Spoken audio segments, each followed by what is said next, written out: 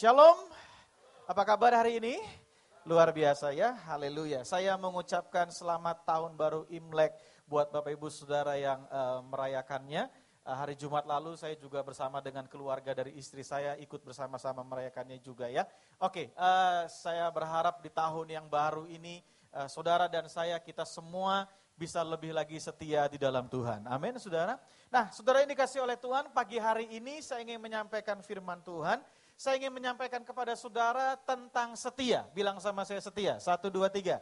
Setia. Nah saudara, kalau kita lihat sekarang apa yang sedang terjadi di bangsa kita, bahkan di dunia ini, saudara sedang melihat ada hal-hal yang luar biasa terjadi. Bahkan 2014 ini menurut saya sesuatu yang luar biasa. Belum selesai pesta kembang api. Tiba-tiba hampir semua masyarakat Indonesia mulai terbelalak karena mulai melihat katanya harga gas LPG mulai naik gitu ya.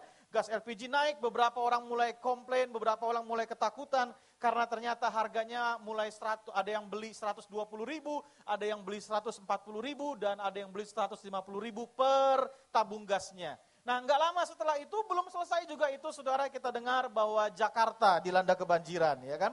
Ternyata belum selesai Jakarta, Sinabung juga kemarin belum selesai, itu udah 4 bulan saudara ya, belum selesai juga. Itu juga belum selesai, tiba-tiba ada yang dikatakan lagi Manado mengalami sesuatu. Sekarang yang kita kagetnya, Jawa Tengah juga mengalami sesuatu, mengalami banjir dan lain sebagainya. Nah saudara dikasih oleh Tuhan, saya mencoba untuk melihat semua ini.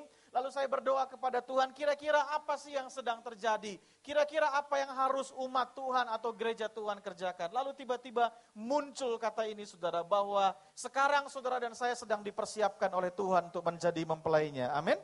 Kita dipersiapkan supaya saudara dan saya ini sekarang seperti sedang diuji. Bilang sama saya diuji, 1, 2, 3, diuji.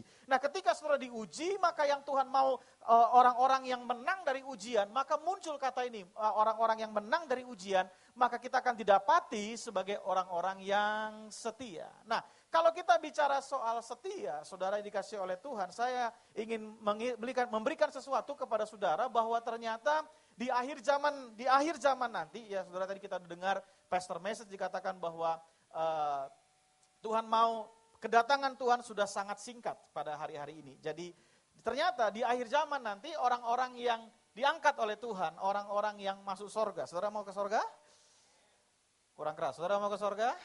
Nah, orang-orang yang ke sorga itu ternyata saya dapati saudara ada salah satu kriterianya adalah ini, setia kriterianya.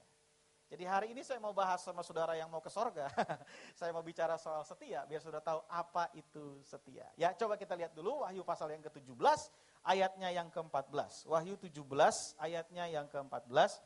Wahyu 17, ayatnya yang ke-14. Wahyu 17, ayatnya yang ke-14, kita baca sama-sama dengan suara keras, 1, 2, 3. Mereka akan berperang melawan anak domba, tetapi anak domba akan mengalahkan mereka karena ia adalah Tuhan di atas segala Tuhan dan Raja di atas segala Raja. Mereka bersama-sama dengan dia juga akan menang, yaitu mereka yang terpanggil, yang telah apa? Dipilih dan yang setia. Jadi ternyata saudara orang-orang yang nanti mengalami yang namanya rapture diangkat oleh Tuhan, orang-orang yang ke sorga adalah orang-orang yang dipanggil, lalu orang-orang yang dipilih dan ternyata begini, orang-orang yang apa di situ? Setia. Nah, mari saudara ingin menjelaskan kepada saudara apa itu dipanggil. Saya mau beritahu kepada saudara bahwa semua manusia, saudara dan saya adalah orang-orang yang dipanggil oleh Tuhan, gitu kan? Nah, saya mau beritahu kepada saudara bahwa Yesus Kristus mati di atas kayu salib untuk semua orang. Bilang sama saya semua orang. Semua orang, nggak peduli siapapun dia. Nggak peduli sukunya, nggak peduli agamanya, nggak peduli semua. Yesus Kristus mati di atas kayu salib untuk semua orang. Semua orang dipanggil untuk percaya. Semua orang dipanggil untuk kita bisa menikmati anugerah keselamatan daripada Yesus Kristus. Tetapi ternyata, nah ini masuk di golongan kedua, yaitu yang dipilih. Siapakah yang orang-orang pilihan itu? Orang pilihan adalah begini, orang yang meresponi panggilan, itu orang pilihan. Sekali lagi, orang pilihan adalah orang yang meresponi panggilan. Itu orang pilihan. Mengerti gak sampai di sini saudara ya? Jadi saudara tahu nih sekarang posisi saudara di mana nih gitu ya. Kalau yang belum kenal Yesus Pak, apakah mereka dipanggil? Iya, mereka dipanggil. Tapi sayangnya mereka tidak meresponi panggilan itu. Mereka tidak percaya Yesus sebagai Tuhan. Sehingga mereka cuma sekedar orang dipanggil, tapi bukan orang pilihan. Ngerti sampai di sini ya? Oke, saya kasih contoh yang lebih dalam. Saudara, kalau saudara lihat di dunia olahraga, kalau misalnya katakanlah tim sepak bola, Indonesia ini punya banyak tim sepak bola ya. Ada beberapa tim sepak bola. Lalu singkat cerita, Indonesia akan memanggil beberapa putra-putra terbaik daripada daerah atau tim itu untuk masuk memperkuat timnas, tim nasional Indonesia. Maka nggak semua pemain bisa masuk ke situ karena stoknya terbatas kan. Yang boleh ikut itu kan paling nggak cuma 25 orang, paling nggak 25, 23 sampai dengan 25 orang. Artinya diseleksi lebih banyak. Tapi sebelum proses seleksi ada, orang-orang ini akan memantau dulu, lalu mereka mulai memanggil banyak orang, ya. Tim pelatih itu mulai memanggil banyak orang, dipanggil. Ini dipanggil. Kurang lebih hampir rata-rata ada 45 orang yang dipanggil. Nah, dari 45 orang yang dipanggil ini, ada beberapa di antara mereka yang nolak panggilan. Mereka bilang gini, saya nggak bersedia. Habis kalau ikut timnas duitnya nggak ada, gitu. Lebih baik saya bela klub aja. Kalau ikut klub kan memang kita digaji di sini. Nah gitu ya. Jadi ada orang-orang yang nolak. Dia nggak mau dipanggil masuk ke pelatnas. Dia nolak untuk dipanggil itu ya. Singkat cerita dia nolak. Maka orang-orang yang nolak ini cuma sekedar dipanggil. Ngerti yang saya maksud ya? Tapi siapakah yang terpilih? Siapakah yang dipilih? Mereka adalah orang-orang yang berkata gini, iya saya mau. Saya akan datang ke pelatnas. Saya akan ikut pelatihan di sana. Orang-orang yang datang ke pelatnas ini adalah orang-orang yang terpilih. Ngerti sampai di sini? Tapi ternyata nggak berhenti sampai di situ. Ayat ini bilang begini, yang setia.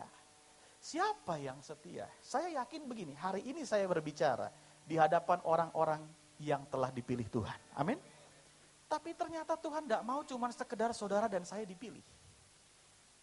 Ada level berikutnya, saudara dan saya harus tergolong orang-orang yang setia. Siapa itu setia? Setia itu begini, orang-orang yang rela ngikutin proses sampai akhir, kan gitu ya? Betul ya? Orang-orang yang rela itu ngikutin proses itu sampai akhir. Itu yang dikatakan orang-orang yang setia, saudara. Mengerti sampai di sini? Yang setuju katakan amin.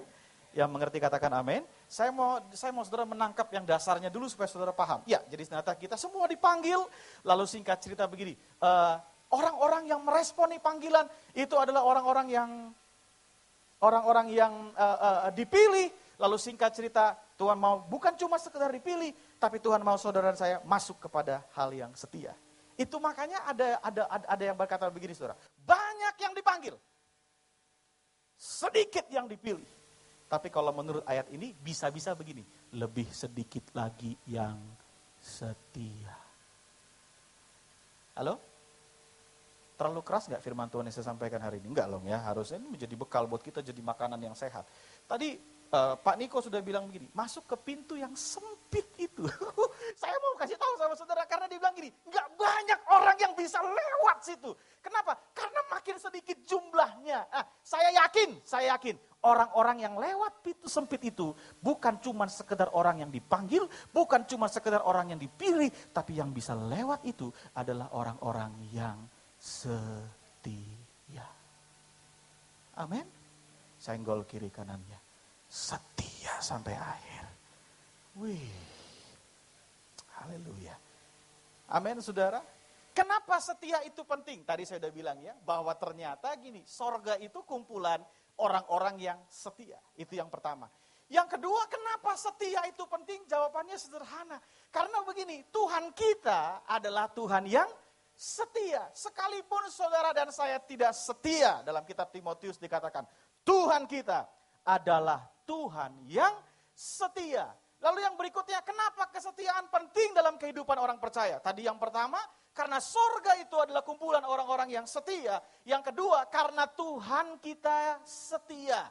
Itu makanya saudara, kalau Tuhan kita setia, maka seharusnya kita juga setia. Karena pada prinsipnya begini, kita akan jadi sama dengan apa yang kita sembah. Itu pasti. Itu pasti. Saudara dan saya akan selalu jadi sama dengan apa yang saudara sembah.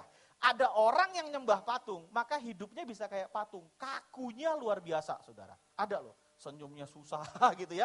Ada begitu ya. Lalu yang kedua, ada orang yang nyembahnya ke uang, maka hidupnya kayak uang.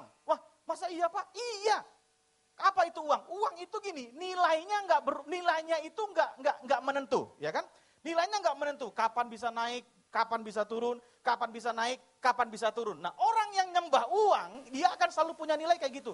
Kapan sama si A baik, gak lama kemudian dia hajar lagi si A. Kapan sama si B baik, gak lama kemudian dia hajar lagi si B. Dia punya nilai kehidupan yang tidak menentu. Tapi yang hebat begini, kalau kita menyembah Yesus, seharusnya yang keluar ini, saudara dan saya menjadi serupa dan segambar dengan Yesus Kristus. Dan yang luar biasa dikatakan gini, Tuhan kita setia. Sekalipun saudara tidak setia, Tuhan kita setia. Amin. Lalu yang berikutnya, yang ketiga, kenapa kesetiaan penting dalam kehidupan orang percaya? Karena begini saudara, kalau saudara baca dalam kitab Galatia pasal yang kelima, saudara akan menemukan di sana salah satu buah Roh Kudus adalah kesetiaan. Seharusnya begini, waktu saudara berkata, saya penuh dengan Roh Kudus. Saya berbahasa roh, saya penuh dengan Roh Kudus. Harusnya orang lain itu lihat buahnya, betul gak ya? Apa yang lihat buahnya? Salah satu buah yang muncul daripada orang yang penuh Roh Kudus adalah setia. Makanya kadang saya gak percaya orang bilang dia penuh Roh Kudus tapi dia mengkhianati pernikahannya. Karena seharusnya buah daripada Roh Kudus adalah setia.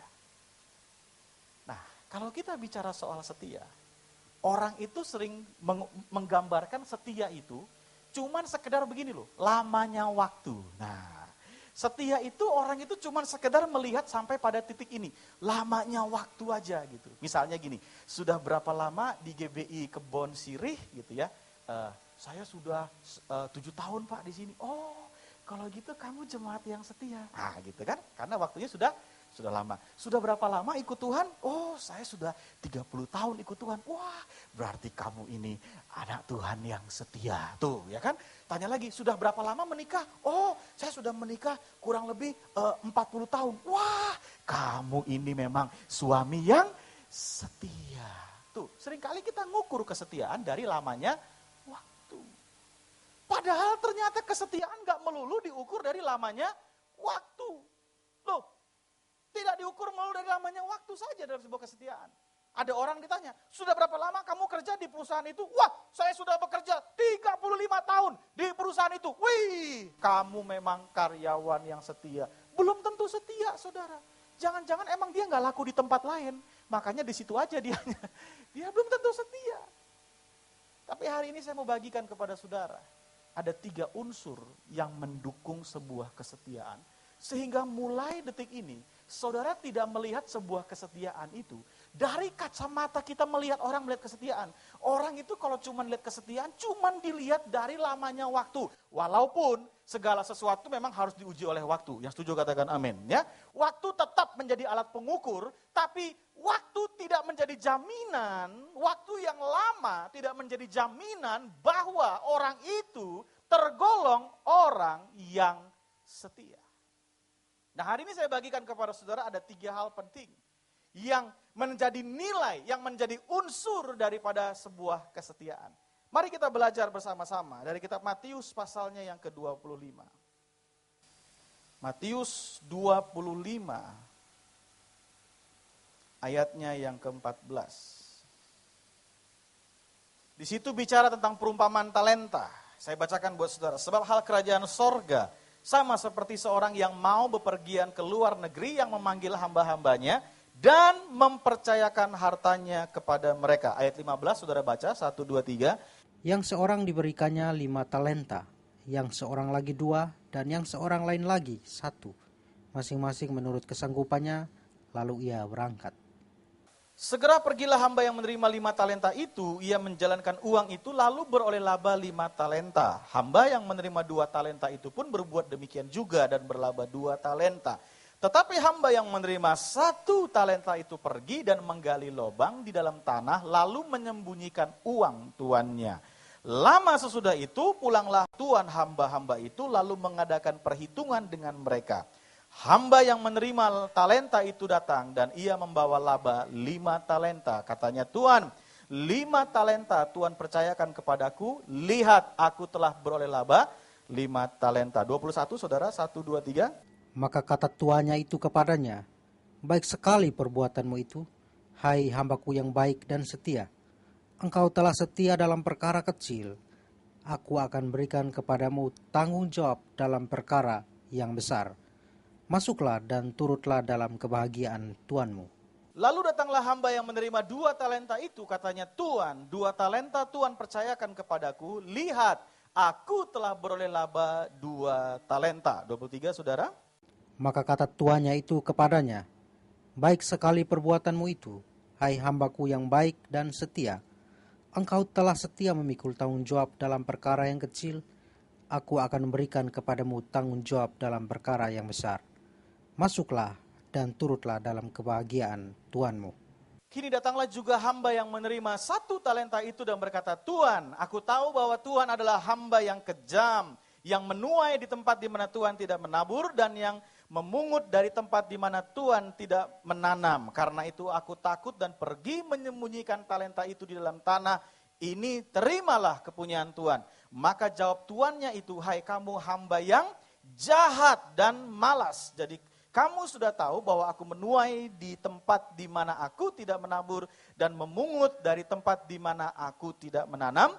Karena itu sudahlah seharusnya uangku itu kau berikan kepada orang yang menjalankan uang supaya sekembaliku aku menerimanya serta dengan bunganya. Sebab itu ambillah talenta itu daripadanya dan berikanlah kepada orang yang mempunyai apa?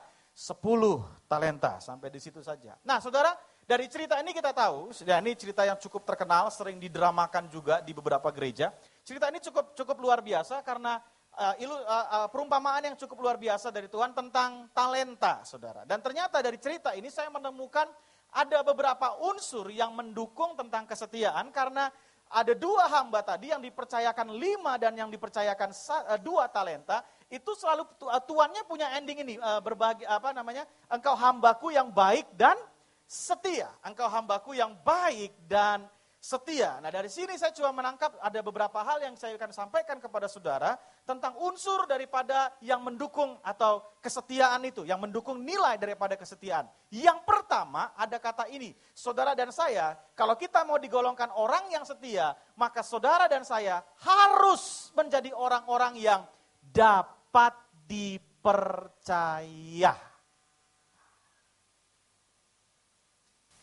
Dari mana saya nangkap itu?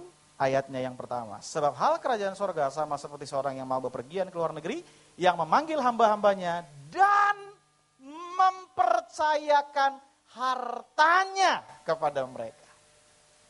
Jadi kita dibilang setia kalau kita punya nilai ini yang pertama, dapat dipercaya. Amin. Nah saudara, dalam kehidupan ini begini, adalah hal yang luar biasa kalau saudara dan saya adalah orang yang percaya kepada Tuhan. Sekali lagi saya ulangi, adalah hal yang luar biasa kalau dalam hidup ini saudara dan saya adalah orang-orang yang percaya kepada Tuhan. Tapi akan jauh lebih luar biasa kalau saudara dan saya bukan sekedar percaya kepada Tuhan, tapi saudara menjadi orang kepercayaannya Tuhan. Saudara dan saya jadi orang kepercayaannya Tuhan. Ada seorang nabi di Alkitab yang namanya Samuel, dikatakan dia itu adalah seorang imam. Maafkan saya, dia bukan imam yang biasa. Tapi Alkitab berkata dia adalah imam kepercayaan. Saya rindu saudara jadi pelayan Tuhan. Bukan jadi pelayan yang biasa, tapi jadi pelayan kepercayaannya Tuhan. Saya rindu saudara jadi gereja di tempat ini. Bukan jadi gereja yang biasa. Tapi saudara dan saya menjadi gereja kepercayaannya Tuhan. Di mana Tuhan bisa percaya sama saudara. Kasih perkara-perkara besar dalam kehidupan saudara. Dan saya yakin kalau saudara berkata, Pak, saya mau pintu-pintu mukjizat terbuka dalam kehidupan saya. Jawabannya sederhana. Ketika saudara dan saya mulai membangun hidup kita menjadi orang yang bisa dipercaya, maka saya yakin pintu-pintu mukjizat pasti akan terbuka dalam kehidupan kita. Tapi pertanyaannya begini, sudahkah kita bisa dipercaya? Ada orang berkata begini, Pak, kami gereja, kami berdoa supaya kami ini bisa jiwa-jiwa berdatangan. Jemaat mulai mengalami sesuatu yang dahsyat dan luar biasa. Jiwa-jiwa gak cuma segini, tapi mengalami pertumbuhan yang hebat. Tapi pertanyaannya sekali lagi, sudahkah saudara menjadi orang-orang yang bisa dipercaya untuk jiwa-jiwa datang? Jangan-jangan waktu jiwa-jiwa datang kita gak dipercaya. Kita didapati gak bisa percaya. Lalu singkat cerita kita berkata, saya mau jadi orang yang bukan cuma punya satu perusahaan. Tapi kalau bisa punya beberapa perusahaan. Saya bukan cuma orang yang melayani di satu titik. Tapi kalau bisa terus naik dan terus naik seperti janji Tuhan. Tapi pertanyaannya sederhana, sudahkah saudara menjadi orang yang bisa dipercaya?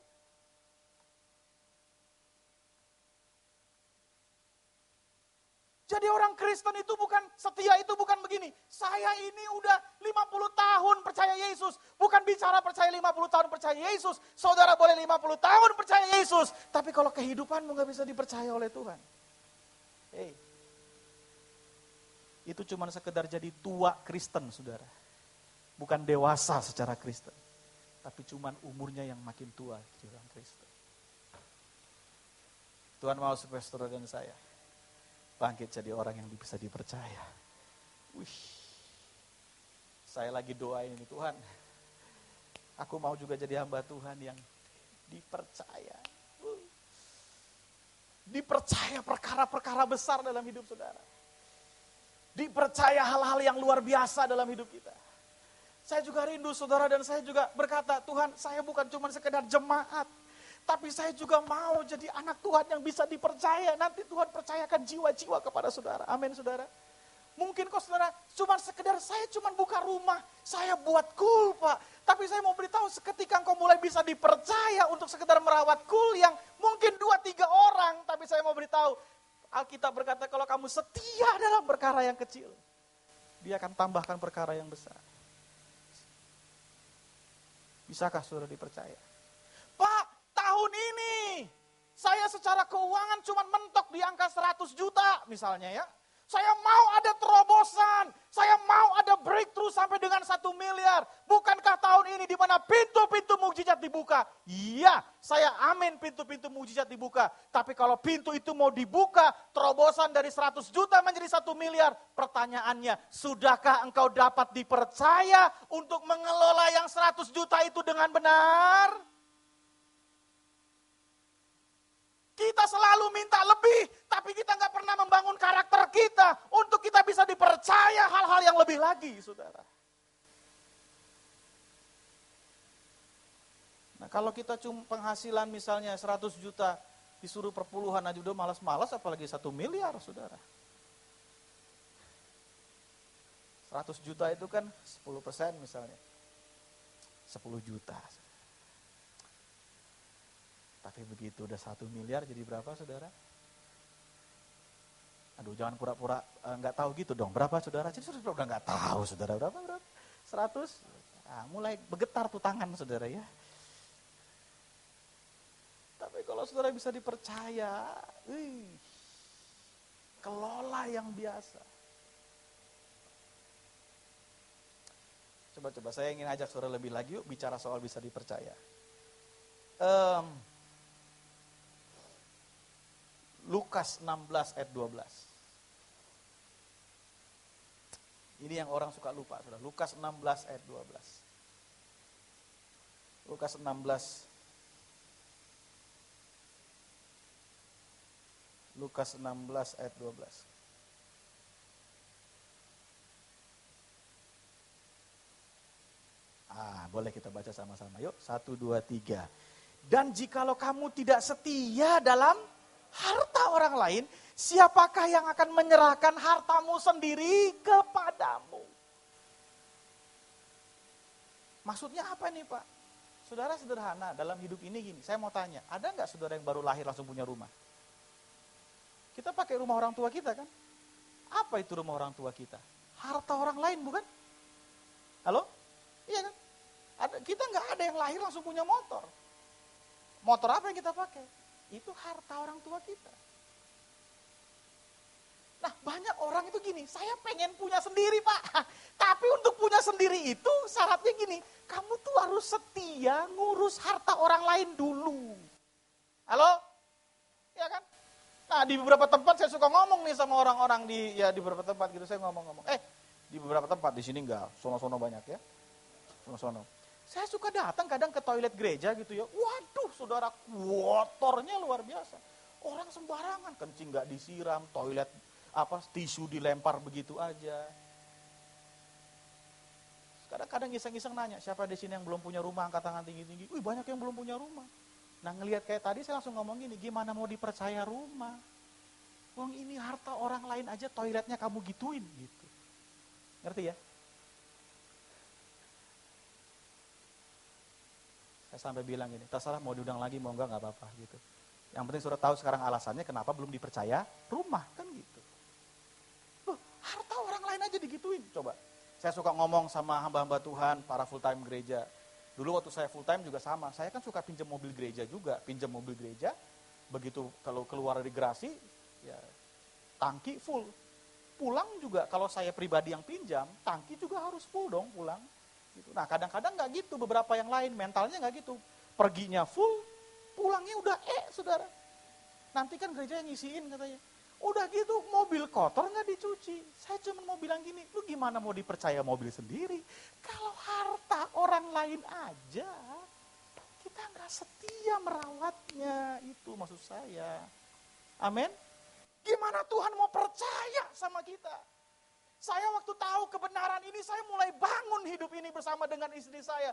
Awal menikah kita ngontrak di sebuah rumah. Saya langsung bilang sama dia, oke, kita anggap rumah ini memang rumah kita rawat dan lain sebagainya. Sampai akhir kita serah terima kunci, kita pindah rumah, kita kasih yang terbaik, kita perbaiki yang nggak benar dan lain sebagainya. Kita kasih yang terbaik. Tetangga bilang begini, bodoh kamu, orang-orang lain itu kalau ninggalin rumah, ada yang rekening listriknya 5 bulan belum dibayar, saudara ya. Ada yang ancur-ancur, dia punya pagar, ada yang punya pintu rusak-rusak dan lain sebagainya, nggak diperbaiki, hilang gitu aja, malam-malam tiba-tiba raib, tiba-tiba hilang. Nah saya bilang ini, enggak, saya mau bangun satu gaya hidup yang berbeda, yang Tuhan bilang gini, kalau kamu bisa dipercaya untuk mengelola harta orang lain, maka kamu akan bisa dipercaya untuk hartamu sendiri. Ini kesaksian saya, jangan didoktrinkan, jangan diapa-apain, ini kesaksian. Ternyata doa saya dijawab Tuhan. Saya bilang gini, Tuhan kalau bisa cuma ngontrak 2 tahun aja, sisanya kalau bisa saya bisa cicil rumah dan saya bisa punya rumah sendiri. Dan ternyata memang benar cukup 2 tahun saya ngontrak, sisanya saya bisa ambil rumah. Lalu Tuhan ingatkan saya, karena kamu bisa dipercaya. Oh iya. Yuk bilang kiri kanan yuk, mari kita bisa dipercaya. Haleluya. Saudara yang melayani Tuhan gitu di tempat ini, ayo semua kita jadi pelayan-pelayan yang bisa dipercaya. Nah, dari kata bisa dipercaya, maka muncul kata ini yang kedua, ini bagian yang kedua, saudara. Bertanggung jawab. Jadi setia itu nggak cuma ngukur dari lamanya waktu, enggak. Setia itu punya unsur berikutnya, menurut ayat yang kita baca tadi, yang pertama adalah bisa dipercaya, yang kedua tanggung jawab. Tanggung jawab, saudara. Jadi saudara dan saya juga diminta pertanggungan jawab. Nah, tanggung jawab itu ada beberapa unsur yang kita bisa pelajari di sana. Yang pertama, kalau kita bicara soal tanggung jawab, itu bicara soal kita menjaga dan merawat sesuatu, betul nggak? Ya. Tuan kita akan dengan tenang meninggalkan rumahnya, kalau kita menjadi bukan sekedar orang yang bisa dipercaya, tapi bisa dipercaya plus tanggung jawab. Nah, itu dia. Kalau cuma bisa dipercaya ya banyak pembantu ya Mbak, kita mau pergi dulu, kira-kira 5 hari nggak pulang, nanti kalau ke sini saya balik. Nah kalau dia nggak bertanggung jawab, begitu kita pulang ke rumah, rumah berantakan semuanya. Memang nggak ada yang hilang, tapi berantakan semuanya. Ah itu berarti tidak bertanggung jawab.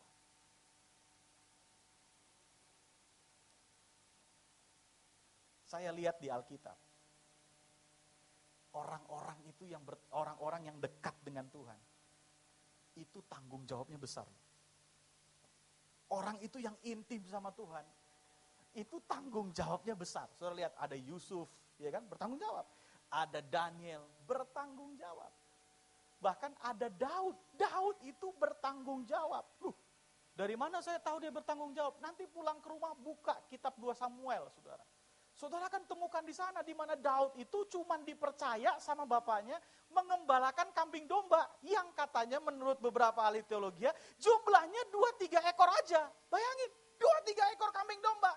Dia dipercaya untuk mengembalakan 2-3 ekor kambing domba. Dan yang luar biasanya lagi saudara, ya dari Daud ini, 2-3 ekor kambing domba ini kadang-kadang nih pernah dimakan sama singa, pernah dihantam sama beruang, gitu. Itu makanya waktu Daud datang menjumpai Saul karena dia berniat untuk mengalahkan Goliat. Saul nanya, kamu ini bisa apa sih? Orang masih muda, kecil begitu, bisa apa kamu? Nah Daud cuma bilang gini, pengalaman saya itu gembalain kambing domba Pak Saul ya, Tuanku Raja gembalain kambing domba. Terus singkat cerita ada singa datang, nah singanya saya kejar. Itu singa makan domba saya, dia gigit domba saya, dia lari, saya kejar itu singa, saya buka mulutnya, saya ambil dombanya. Itu Daud. Keren kan tanggung jawabnya. Ada beruang juga gitu Tuanku Raja. Coba-coba makan domba saya, dia lari, saya kejar itu beruang, saya pukul, saya ambil dombanya. Wih, 2-3 ekor. 2-3 ekor. Tapi yang 2-3 ekor ini dia pelihara dengan betul. Dia rawat dengan baik. Itu mungkin kalau kita itu yang jadi Daud. Karena cuma 2-3 ekor saudara, gak ada kebanggaannya kan coba. Kamu gembala, dombamu berapa? 1.500. Itu tegak itu. Dombanya berapa? 500, masih lebih banyak 500. Kalau ditanya, dombanya berapa? Aduh, kita mah cuman ya 2-3 orang lah berkumpul, beriman aja Tuhan hadir gitu, saudara ya. Malu tuh 2-3 ekor, nggak ada yang dibanggain coba. Sama juga kayak sekarang kan kita pelayanan tuh kan ditanya, Pak jemaatnya dombanya berapa? Yang 10.000 mah tenang aja jawabnya, 10.000 Pak. Wih, langsung, 5.000, wih. Gitu. Yang 10 ke bawah, ya gitulah Pak. Nggak ada yang dibanggain kan dari itu. Ya pengennya sih gini, udahlah kalau bisa raib aja lah semua gitu kan, lenyap. Nah saya yakin mungkin kalau Daudnya kita, 2-3 ekor domba itu saudara, waktu singa datang, dibawa kabur, kita akan berkata gini, silahkan singa. Masih perlu yang lain nggak? Saya ada 2 lagi tuh, biar besok saya nggak ada kerjaan, betul nggak saudara? Tapi Daud enggak. Yang 2-3 ekor aja, dia kejar itu singa. Makanya di film-film yang ada singa kejar manusia. Tapi khusus di Alkitab, manusia kejar singa. Ini luar biasa, saudara. Amin. Tanggung jawab.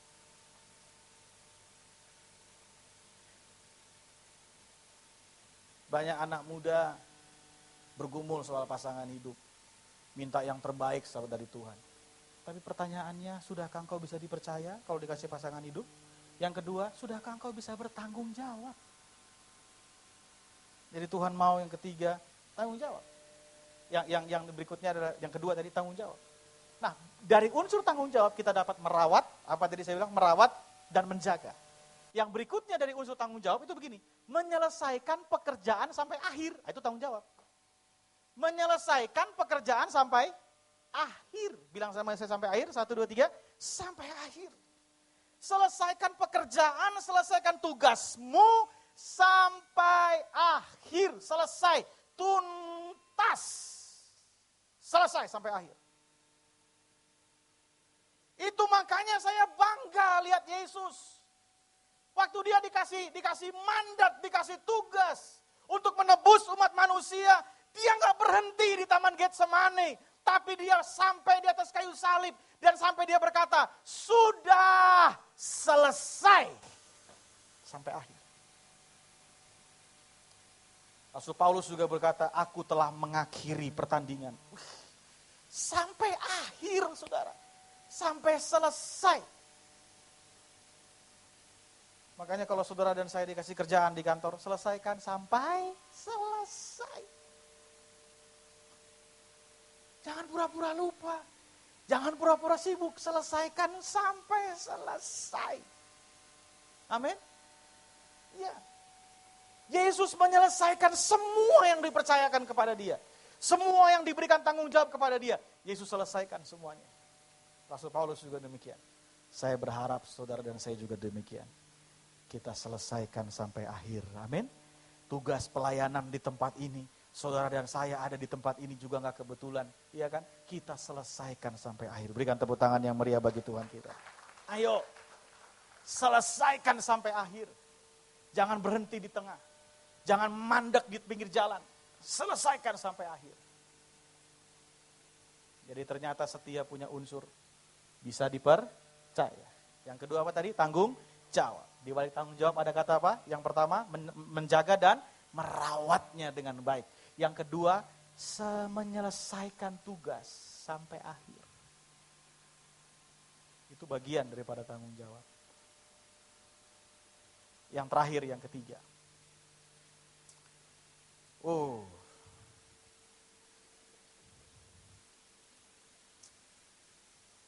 Yang 2 jadi 4. Yang 5 jadi 10. Walaupun akhirnya jadi 11. Karena yang 1 tadi dilimpahkan kepada yang 10. Saya dapatkan gini saudara. Setia itu. Pertama bisa dipercaya. Kedua tanggung jawab. Yang ketiga produktif. Menghasilkan sesuatu. Loh. Saudara gak bisa dibilang karyawan yang setia, sekalipun udah 15 tahun kerja di sebuah perusahaan, kalau gak ada 3 unsur ini. Kita cuma jadi pajangan di situ. Kita gak produktif, kita gak bertanggung jawab, kita gak bisa dipercaya. Kita cuma pajangan. Loh, kita juga gak bisa dikatakan sebagai orang Kristen yang setia, kalau kita gak bisa dipercaya. Kalau kita nggak bertanggung jawab, dan kalau kita nggak produktif, nggak menghasilkan. Itu makanya Alkitab berkata, yang belum berbuah dibersihkan, supaya lebih lagi menghasilkan buah. Amin. Bicara kerajaan sorga, itu bukan bicara kemalasan, tapi bicara soal produktif, menghasilkan sesuatu. Saudara mesti paham ini, untuk menghasilkan sesuatu. Apa yang kita hasilkan? Yang kita hasilkan salah satunya adalah buah-buah pertobatan kita. Keluar dari hidup kita. Percuma kita belasan tahun, bahkan puluhan tahun jadi orang Kristen. Kalau orang terdekat kita aja nggak bisa lihat buah pertobatan yang keluar dari hidup kita.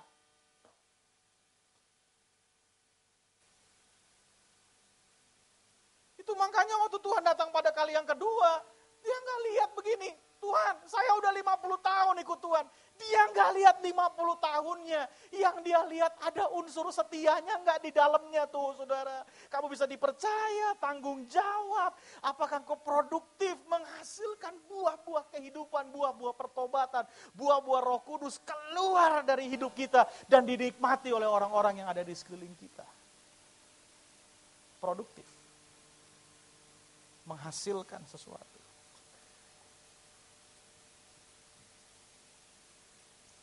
Pak, kalau tahu kayak gini berarti jadi orang Kristen gak bisa santai-santai dong Pak. Iya memang gak bisa santai. Kapan saudara memutuskan jadi orang percaya? Detik itu saudara mulai ada di medan peperangan, udah. Detik itu saudara ada di medan pertempuran, gak bisa santai jadi orang Kristen. Saudara dituntut untuk kita bertanggung jawab, untuk kita bisa dipercaya. Selesaikan tugas kita sampai akhir. Apa itu amanat agung, saudara mesti beritakan itu, saudara. Pergilah, jadikanlah semua bangsa muridku. Itu nggak disampaikan cuma untuk pendeta saja, bukan. Itu ayat bukan untuk pendeta. Itu ayat untuk semua orang percaya. Ayo, yang masih cuma diam-diam, yang masih cuma sekedar menikmati berkatnya sendiri, sekarang keluar, itu maksud saya. Keluar itu begini, ayo saudara sekarang bergerak, hasilkan sesuatu bagi kerajaan. Karena dari itu yang dilihat sama Tuhan, bicara kesetiaan. Kalau saudara, ada orang, Pak saya heran suami saya, udah berapa aktif sih Pak di gereja. Nah, bukan bicara aktif di pelayanannya loh saudara, bukan. Tapi kok saya nggak bisa lihat buahnya, artinya ada banyak orang yang aktif di pelayanan, tapi nggak menghasilkan buah juga. Nggak produktif. Kalau saudara baca di Kejadian pasal yang pertama dikatakan, beranak cuculah, bertambah banyaklah, bermultiplikasilah. Itu bicara soal tadi saya bilang produktif, hasilkan sesuatu. Saya berharap ke depan pandangan saudara berbeda tentang setia. Amin. Di sono-sono, di sini enggak, sono-sono, itu saya suka ketemu tuh ada saudara ya. Entah dia pengerja, entah dia worship leader, atau ya siapa aja gitu. Kadang-kadang habis pendeta turun, itu suka ditanya, ada jemaat yang baru pertama kali hadir di sini? Terus ceritanya nggak ada yang angkat tangan, saudara. Semuanya nggak ada yang angkat tangan. Udah bulanan lebih nggak ada jemaat yang baru, saudara. Jadi nggak ada yang angkat tangan. Terus yang ngumumin di depan gini, sungguh saudara adalah jemaat yang setia. Setiakah saudara kalau nggak ada jiwa yang baru datang menyembah Yesus?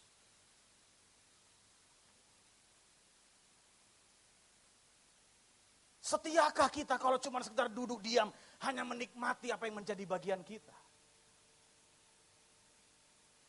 Itu bukan setia.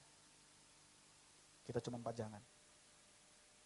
Tapi hari ini saya dorong saudara, jangan cuma jadi pajangan. Amin.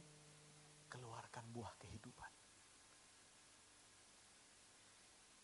Lewat buah pertobatan kita, suami kita atau istri kita dimenangkan, anak-anak kita dimenangkan, mertua kita dimenangkan, tetangga kita dimenangkan lewat buah pertobatan. Ada orang berkata, Pak, saya ini mau beritain Injil, gak pandai bicara Pak. Kadang-kadang beritain Injil, gak harus banyak bicara saudara. Lewat perbuatan kita. Tapi kadang-kadang gimana mau bicara, perbuatannya aja udah enggak saudara. Tapi yang lebih dahsyat lagi gini, bicaranya jago, perbuatannya enggak sama sekali. Cik, ikut Yesus deh, enak lu.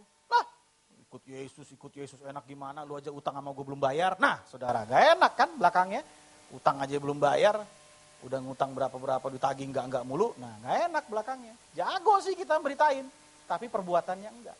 Tapi hari ini Tuhan mau supaya saudara dan saya menghasilkan buah, amin. Haleluya. Setia sampai akhir. Karena kedatangan Tuhan sudah sangat singkat. Yang Tuhan lihat bukan berapa lamanya kita jadi orang Kristen. Yang Tuhan lihat ada enggak kesetiaan tadi. Saudara sudah dipanggil Tuhan. Saya bersuka cita. Saudara telah menjadi orang pilihan Tuhan. Amin. Karena saudara meresponi panggilan itu. Ya, aku percaya Yesus Tuhan. Tapi ternyata enggak berhenti sampai di situ. Tuhan mau saudara dan saya jadi orang yang setia. Masuklah ke pintu yang sempit itu. Karena banyak yang dipanggil, sedikit yang dipilih. Ini saya nambahin dikit, jangan-jangan ini saudara ya. Lebih sedikit lagi yang setia. Tuhan memberkati saudara. Mari bangkit berdiri, kita berdoa bersama-sama.